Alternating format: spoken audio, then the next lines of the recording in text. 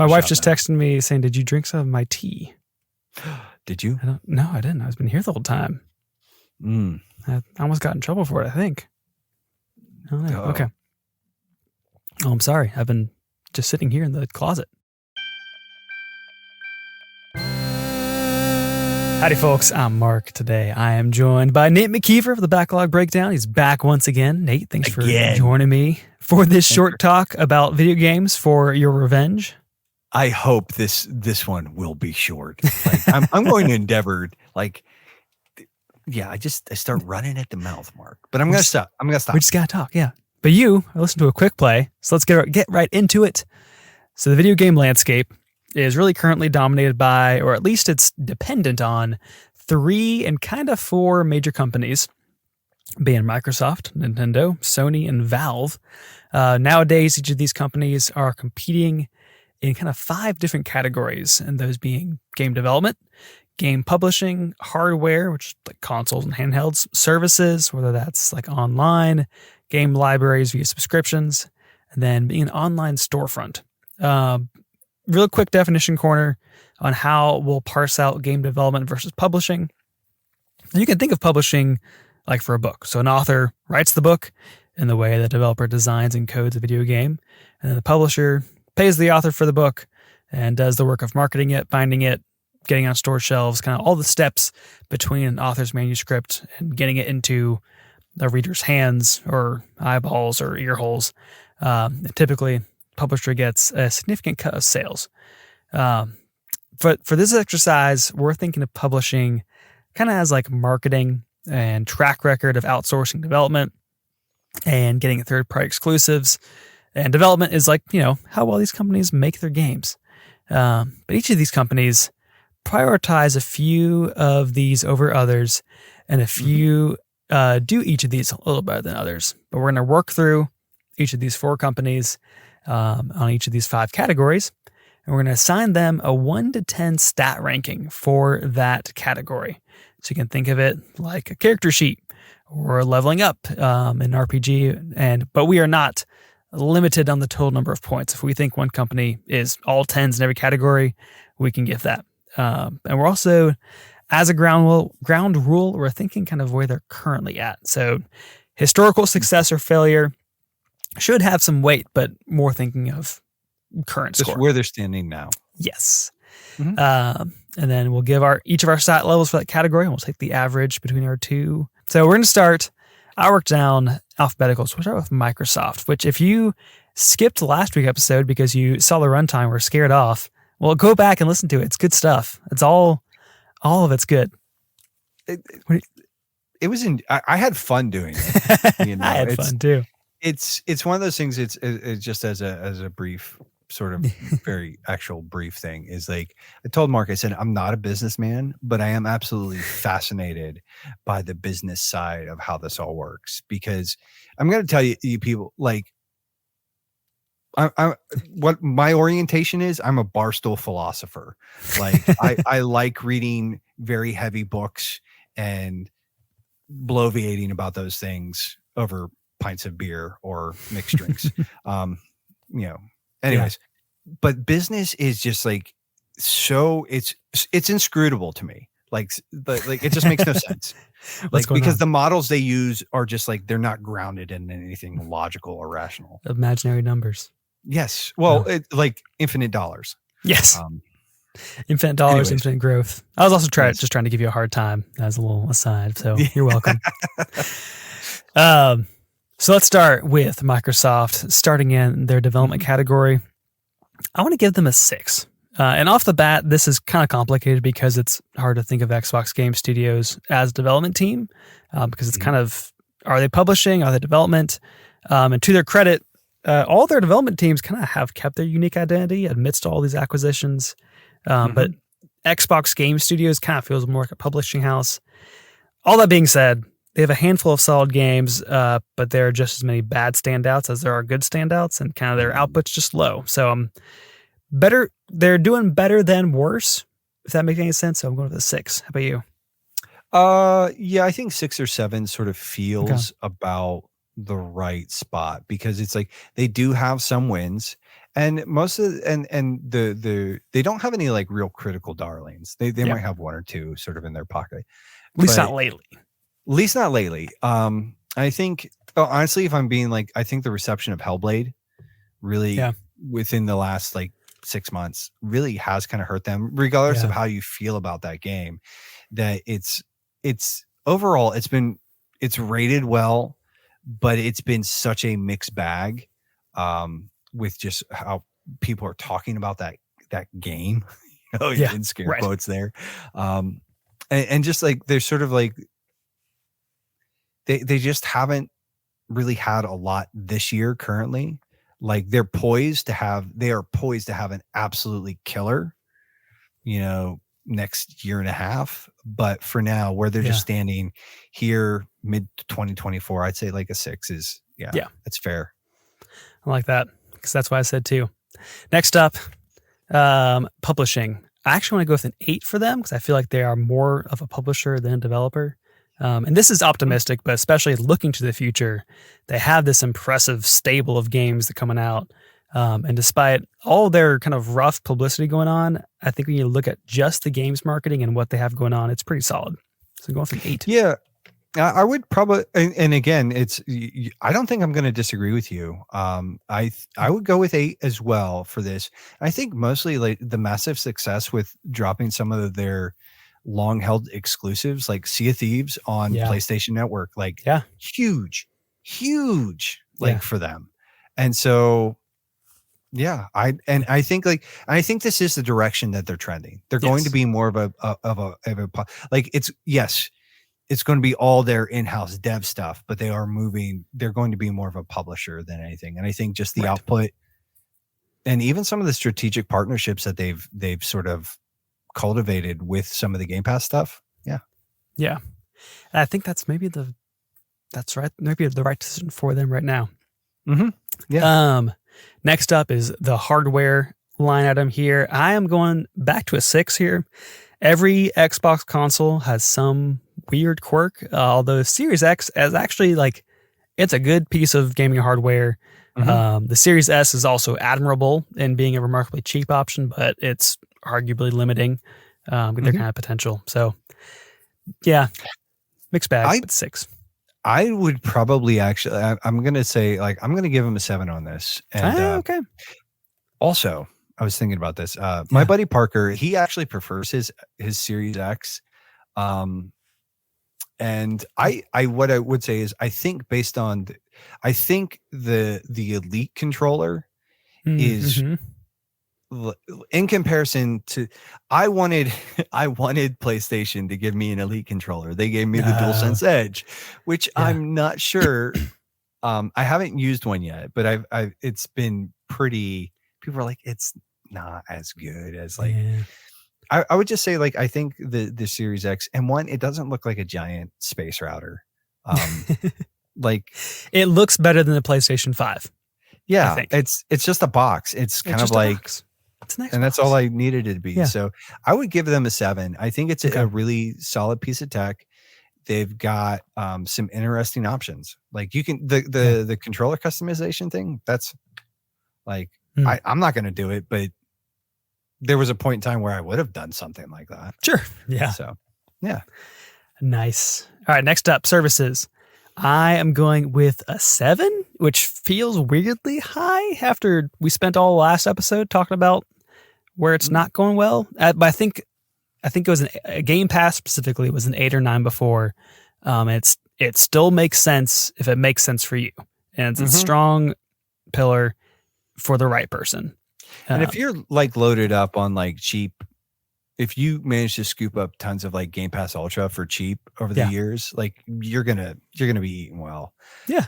I think it's so subjective because it's like Game Pass Ultra is obviously like, that's probably still an 8 or a 9, but you throw in all the other stuff and you're hitting like 6 or 7 territory because like the weird, again, the esoteric navigation that's required to figure out what's going on there. So agree.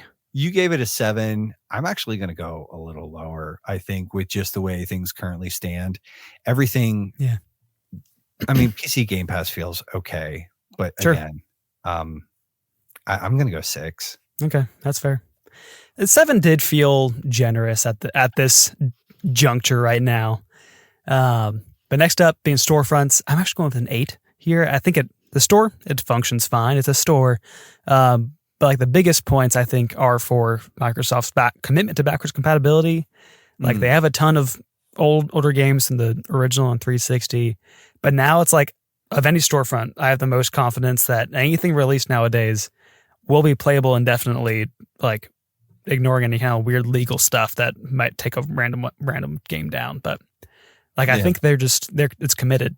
So yeah, there is that weird thing where they're shutting certain parts of like the 360 storefront down or something. I don't know. And there's like stuff that you can only play on 360. I don't know.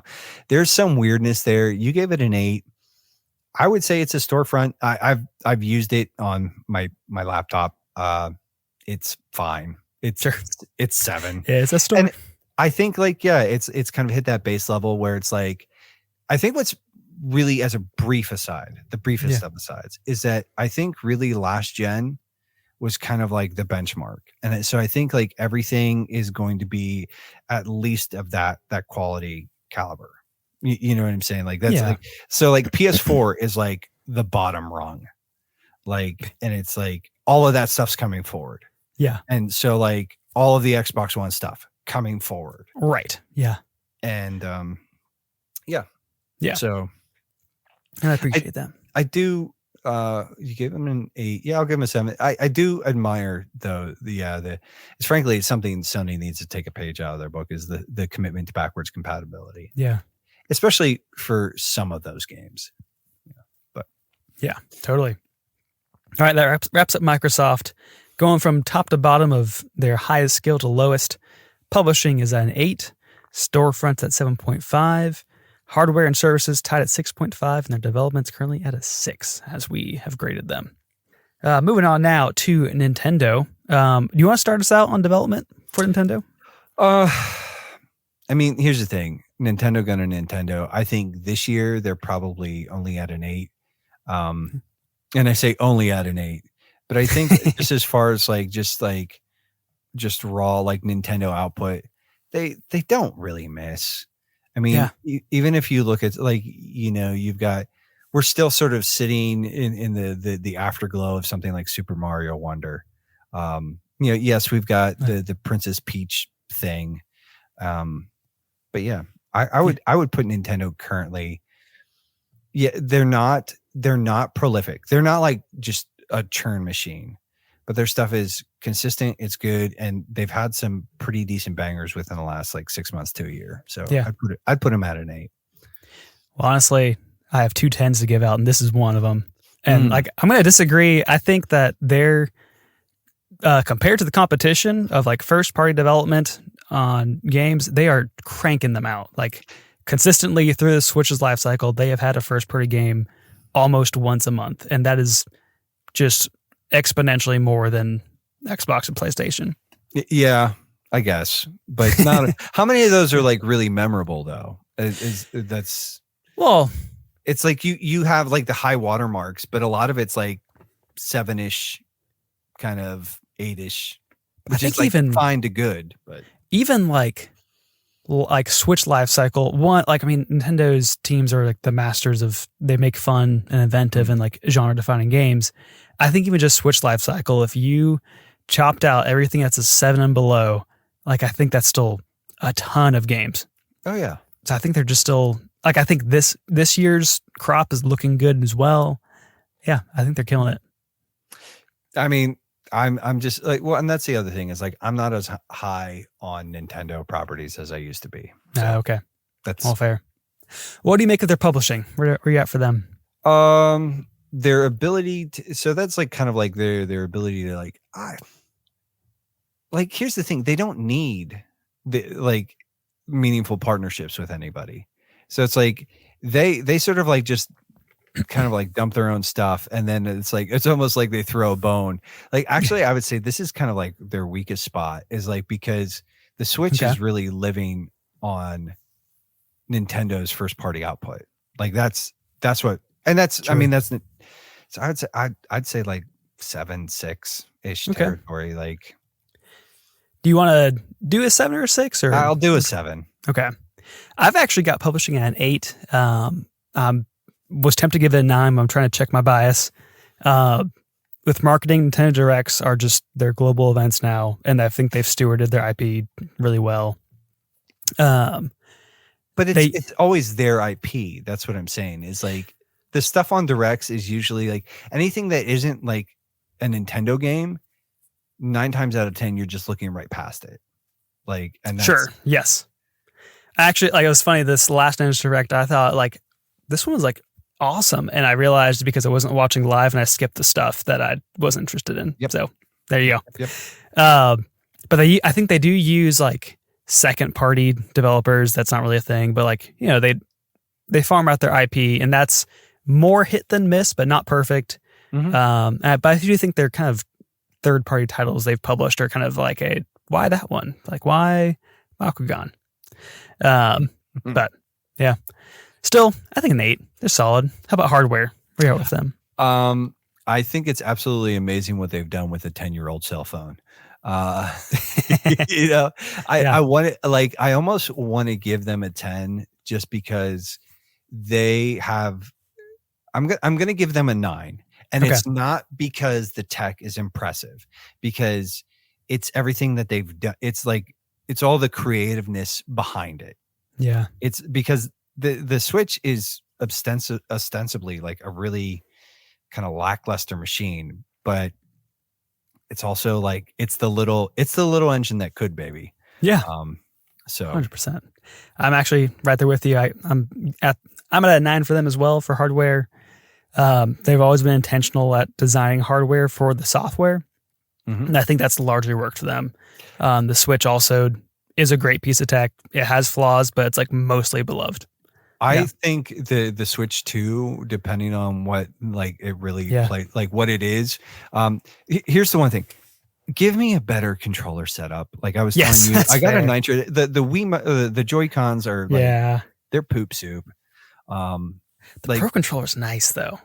It is, like, and that's not attached to the system, so. I like to play in handheld, so I got one of those Nitro decks, but it's like do something like that, Nintendo. Come on. That would be nice. All right, services. What do you feel like? Nintendo Switch Online is a thing, and it's actually like I'm gonna gig them pretty hard on this because it out of all the different services, this feels like the most low effort. And I know that they're adding other, but it's like I'm giving them a 6, where it's like this thing exists and it's not awful, and there are a few use cases where it's really kind of like cool, but for the most part, I never turn it on. I never use it. I gotcha. So I think a 6 or even a 5 is the knee-jerk score, but I think I want to give it a 7. So I think it should get credit for, one, it's stupid cheap, like especially if you're on a family plan, and two, like I think they're all retro stuff, but it's a really solid like crop of games. Especially I think like even the expansion pass has justified itself by now. They're really slow and inconsistent on like adding games, but like I think it's well worth the amount of money. Like I don't know if it's hard to pit it against like Game Pass, but because of just the age of the games, but I think there's a ton of value for what you're paying. Yeah, and I'll give you that, but it's like there's nothing. I think the thing is that it's almost all in-house stuff, and yes, there are some like, and some like I'm playing a Link. I'm kind of dabbling with A Link to the Past. It's for some breakdown content. Yeah.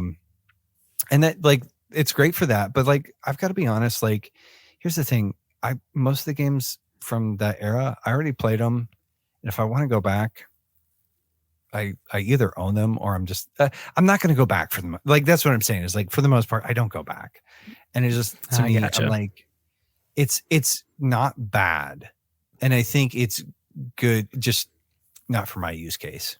So. Okay, fair enough. I'm still at 7. Yeah, no, I'm still at 7. So. All right. We can agree to disagree. 6.5 it is. All right. Storefront. What do you think?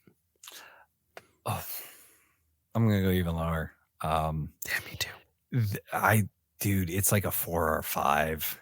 Like Yeah. it is the most bare bones. Like so the Wii U storefront was kind of gnarly, but at least it had personality, right? Yeah. The Switch storefront is abysmal. It's just like It sucks. it's really terrible. I'm gonna give it a 4 actually. Now that it's not good. It's not. That's actually functional. too. Yeah. It's functional, but that's about it. It's like, can you find the games that you're looking for? Yes. Technically. Yes. Yeah.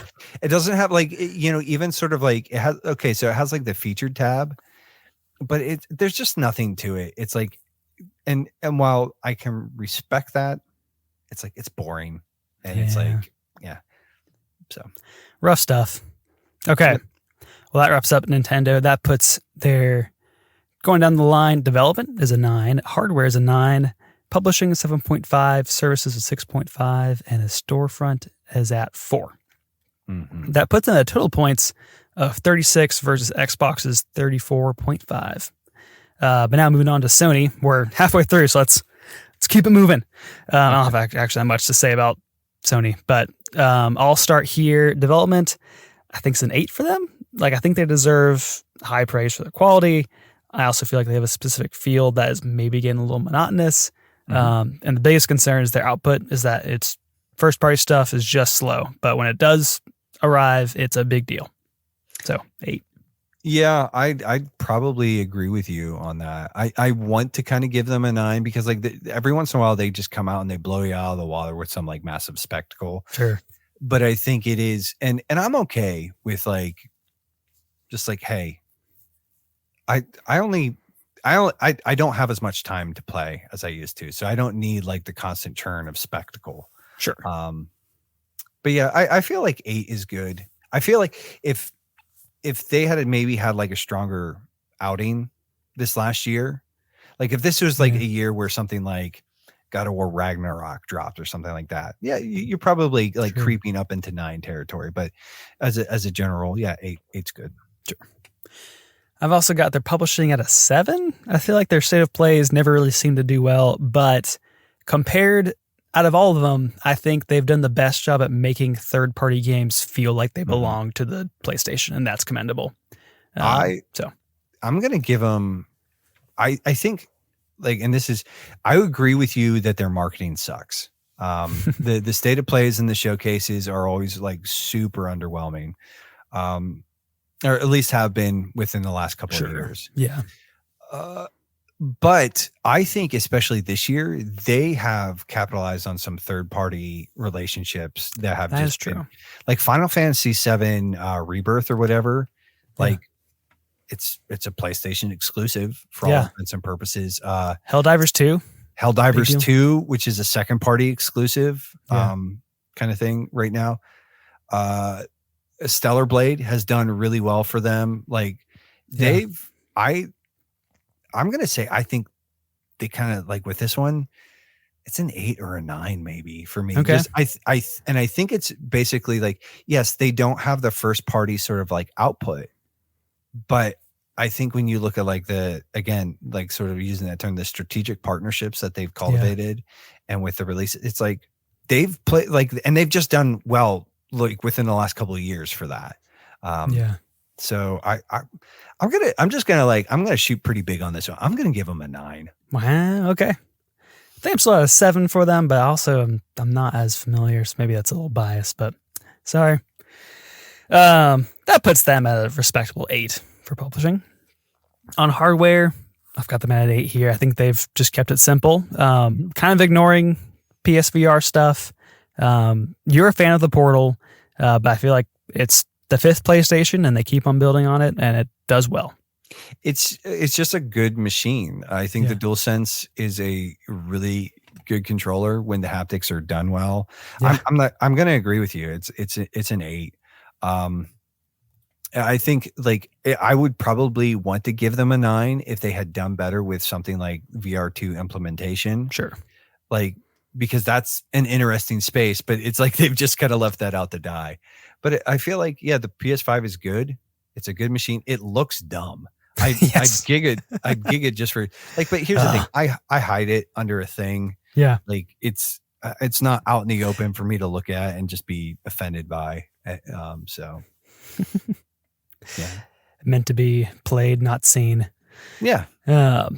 Services, I'm putting them at a 7, which actually I think that matches Game Pass for me. The PS Plus tiers are confusing, but I think it's got a good crop of games, but it's also not as important to them as Game Pass is to Microsoft. So I don't know. That's 7 for them. Yeah. I would probably agree with that. I think your best value is going to be at that PS Plus Extra. Yeah. The premium tier, there's this weird sort of like, you can stream like PS3 games. And here's my thing is like, I'm going to care about that when I can actually just natively download PS3 games. Sure. Like then I'll get excited about it. But I think 7 is fine for now. Nice. And then storefront, I don't really have any experience here. I kind of want to put it at a 6, kind of that maybe that's unfair, but what do you have in mind actually? Maybe it'll convince me. So we had Game Pass or Xbox at 7. Let's take a look.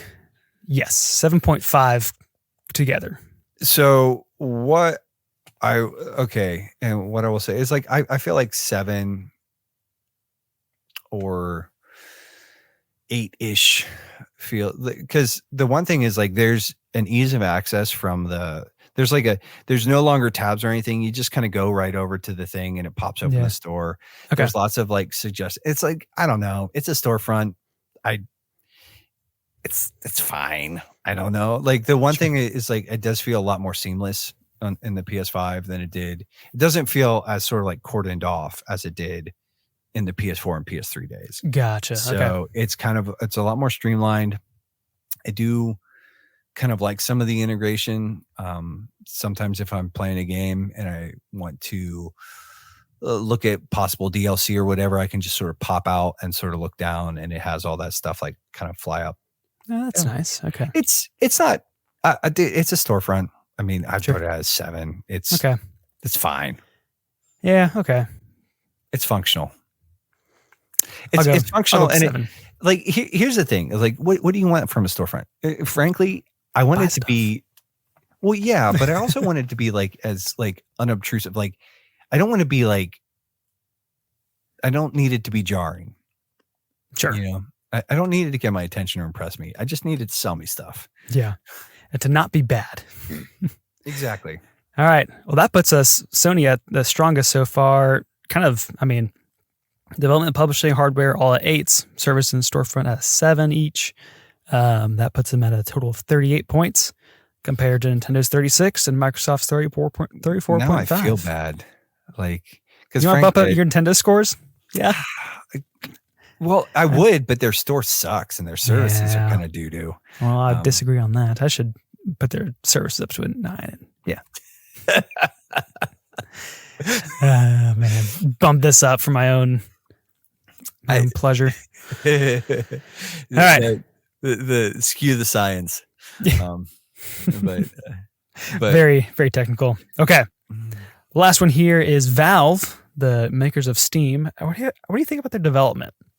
It's non-existent. I mean, it kind of exists. I mean, outside of Half-Life Alyx, yeah. Valve hasn't really done a whole lot of actual dev. The stuff like Half-Life Alyx was a triumph. Yeah. I think for that reason, like I might give them like a 6, but it's like even that it's like we're a few years out from that, and it's just like they don't make games anymore. They just don't. So yeah, I was thinking of an 8, but I'm also kind of thinking more historically of like they don't make a ton of games, but the ones they do make like don't miss. Like Portal and Half-Life just on their own, they're both legendary series, like groundbreaking games. But I'm also, I mean, those are all like their latest games are, well, Alyx came out not too long ago, but like Portal 2. Before that, it's like 10 years. Yeah. Oh man, maybe it's a 7. Trying to give more recency, bias in a negative sense. But publishing, what do you think here? I don't know how much like they actually like. I think like the thing is just they don't do any marketing. They don't do like it's just like they're like sort of like the PC game client. Now what I will tell you is that their sales, like the summer Steam sales, are always deadly. I'm kind of putting that in the storefront, so if you want to be mine, I would put it in like it's kind of like a 5 or a 6. Sure. Like it's not. There's just no movement. There's no like partnerships where it's like only on Valve, because that they don't kind of like they don't care. They're like they get plenty of stuff that's only on Steam anyway, so it's like why would they put in the effort? Like I had it at a 6, maybe 5 is more appropriate of being like I'm going with a 5 because like they only publish their own games and that feels like kind of a missed opportunity, but they're not hurting themselves at least. Does that move the needle for you at all? Yeah, it's like I said, it's a 5 or 6. I'll go with 5 just to make it clean. Nice. I like that. Their hardware. What do you think there? The Steam Deck is a phenomenal piece of little tech. I think they had the Steam Box a few years ago that was like a miserable flop. Right. I've heard a lot of like I have a buddy who swears by the Steam controller, the Steam Box I've heard it's controller. Weirdly good. Yeah. That and like the Stadia controller, like people love those despite being failures. I have no idea. Like they might be awesome controllers. I've never experienced either one of them. I played around a little bit with Steam Deck from time to time. Yeah. It's a great piece of kit, and so I'd give them like a 7, maybe an 8 in that. Okay. I think I think the 8, like Steam Deck gets them an 8 because like that's a pretty. They threw something into that sort of that contested handheld space, and now it seems like Sony and Microsoft are both probably looking like eyeballing that space a little bit more. So that's where I'm at too, especially with like the OLED kind of. They just learned all the right lessons and iterated on all the right things and like just made a good thing even better. Dude, yeah. And the fact is like, and you have people buying a fairly expensive piece of kit. Yeah. Like it's what, like $500-600, $700, something like that. It's expensive. Yeah. Yeah. The OLED is pricey.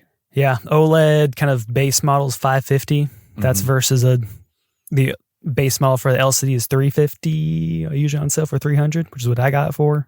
So, yeah, not cheap. Services. So, to be honest, to kind of cut in front here, I couldn't really actually think of any examples. So I kind of have it as like a not applicable. It's a null. It's there's no value. I think to their credit, like one, they don't need an online service because they're a PC, and they also kind of like give them points for not trying any dumb cash grabby ideas. So I don't want to hurt them, but maybe just fill in an 8 there and kind of at least for the comparison amongst the other ones. Where's sort of our average? Let's see. Xbox and Nintendo are both at 6.5. Sony's at 7. Maybe a 7's more appropriate. I'd give them a 6. Okay. Like, just because it's like you're not doing anything, but you're also not being weird. So it's like we're not going to penalize you for not being weirdos. Sure. Yes. Here, what I'll do is I'll put me as a 7, you as a 6, and that kind of like splits it between the two other scores. Okay. They're at 6.5, and then finally the Steam storefront. What do you think of that one? It's a 10. Yeah, that's I've got to. That's my other 10. And every storefront needs to be like Steam. Yeah. Like part of my like just make it like Steam. Just be blatant ripoffs. Just make it like Steam. It's incredible. Valve has made basically Steam a monopoly that people want. Like if a game is on a PC and not Steam, you can like hear an audible groan from the community. Oh, I have bought things in other things and imported it into my Steam library. And then eventually I just go buy the Steam version. Right. Because it's You get Steam sales. It's not even a monopoly. They're just like, hey, here's our platform. Like you can publish it in other, like people just like it. Yeah. Because it's awesome. It's the one thing is like the Steam Summer Game Sale, like is just like, even though it's kind of gimped in comparison to like years past, it's still just, it's brutal. Yeah. Like it just, my wallet fears that. It's still the best place to like, or the cheapest place to buy games.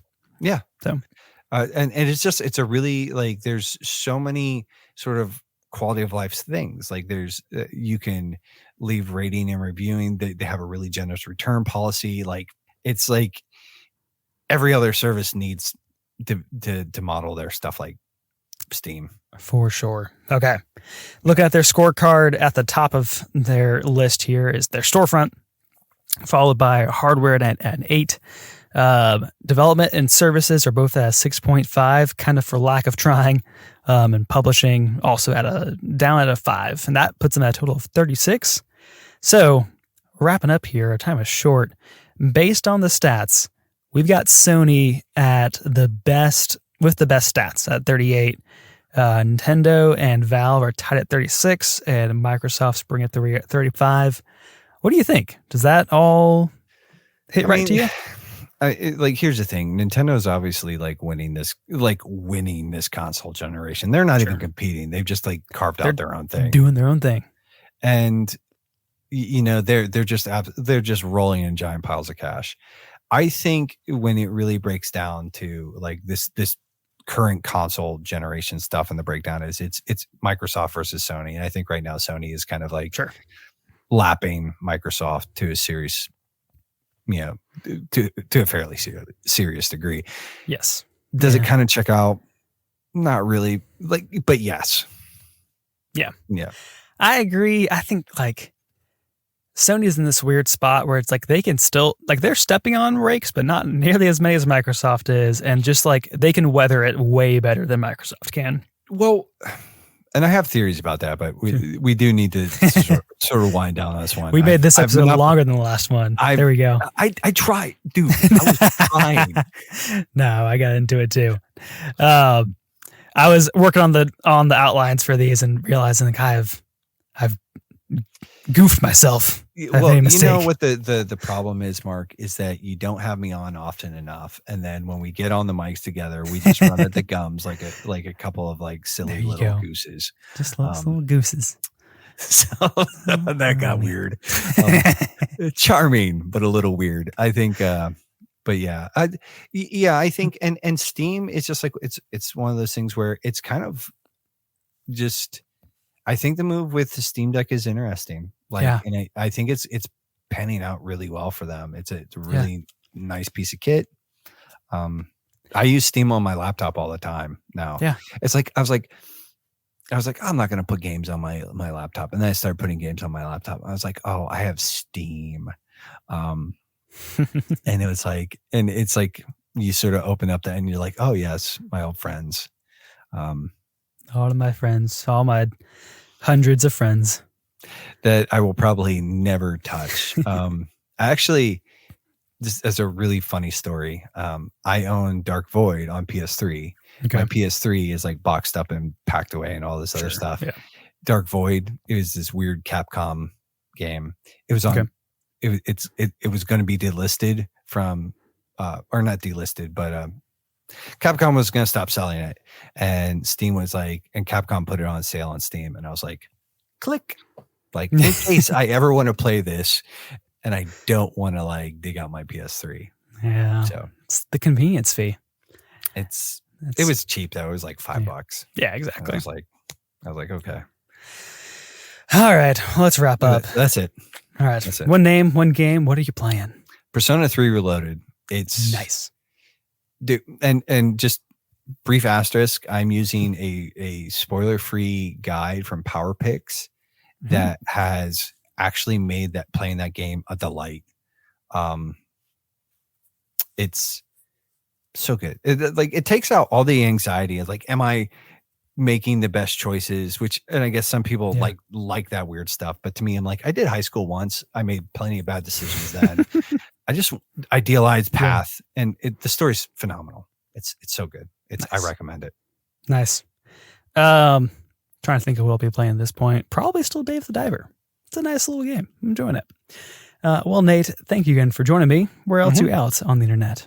Nate _McKeever on all the different socials and Backlog Breakdown, social media, the Discord server. Like if I'm on, it's probably in there. There you go. Well, nice. And that'll all be linked below. So check it out. I love the Backlog Breakdown. Big fan. We like you too. Oh, thanks. We think you're swell. We like quick play. Thanks. And obviously, so do the people who are listening to this. Listen to more of this. Like, listen to all of these episodes multiple times. Yeah. Boost those numbers. I want them. Well, thank you all. Again, like Nate said, thank you for listening in, especially for these longer episodes that are just good times chatting. So thank you all. Sorry. Do not apologize. I knew I was getting into. You can follow us on the major podcasting services and can find us on the proper socials at Quick Play Pod and let us know what video game company is performing the best right now. Which of those four do you think is doing the right things, if they are? But that's all the time we have for today. Thanks. Bye. Good night.